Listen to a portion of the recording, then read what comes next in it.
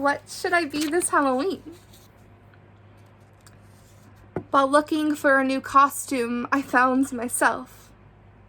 Mental patient, the costume tag reads. I didn't know that I was scary.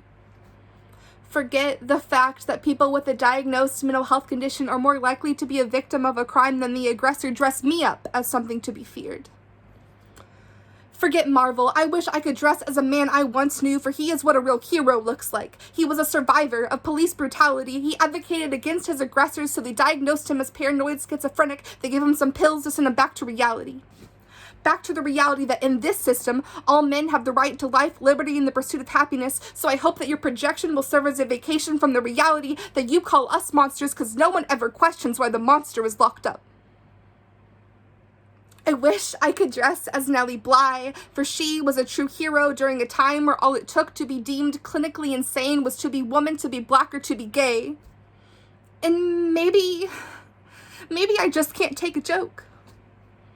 Maybe I should be grateful that I don't have to buy a mask to be perceived as dangerous. I don't have to play pretend, because it is a role I am used to.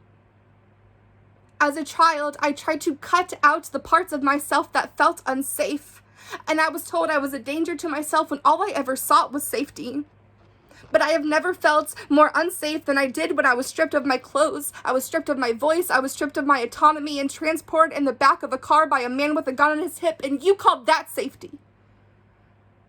I was seen as a liability before I was ever seen as a human.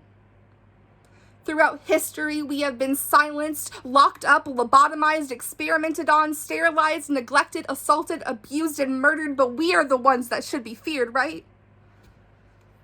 Because if you dress yourself up as the victim, then you won't be the one that's on trial. It's easier to put the faults on the survivors than to look at the cracks in our system. We teach people to fear, but we never teach them to learn. Walk in the dark because you can't call out injustices if you can't see them. At least Michael Myers didn't tell his victims he was helping them.